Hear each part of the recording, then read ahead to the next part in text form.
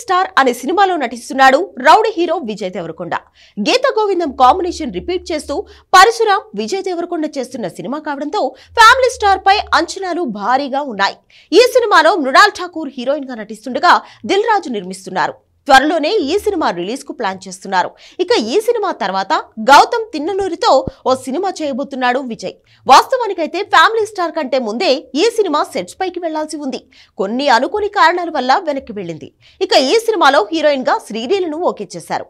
కానీ shooting delay అవడంతో Sreeleela తప్పుకున్నట్లుగా talk నడుస్తోంది. దీంతో మరో హీరోయిన్ ను ఫైనల్ చేసే పనిలో ఉంది చిత్ర యూనిట్. ఈ క్రమంలో యానిమల్ బ్యూటీ తృప్తి డిమ్రీ పేరు పరిశీలిస్తున్నట్లుగా తెలుస్తోంది. యానిమల్ సినిమాలో తృప్తిని చూసిన తర్వాత అమ్మడి అందానికి హీరోలు కూడా ఫిదా అయిపోయారు. ఏకంగా ప్రభాస్ స్పిరిట్ లోనూ అమ్మడి ఛాన్స్ అందుకున్నట్లుగా వార్తలు వచ్చాయి. కానీ అంతకంటే ముందే తృప్తితో రౌడీ రొమాన్స్ చేయడానికి రెడీ అవుతున్నట్లుగా తెలుస్తోంది. దాదాపు ఈ హాట్ బ్యూటీని గౌతమ్ విజయ్ ప్రాజెక్ట్ లో ఫైనల్ చేశారని తెలుస్తోంది. తృప్తి డిమ్రీతో పాటు సప్త సాగరాలు దాటి సినిమాలో హీరోయిన్ గా నటించిన రుక్మిణి వసంత్ పేరును కూడా చిత్ర యూనిట్ పరిశీలిస్తున్నట్లు తెలుస్తోంది.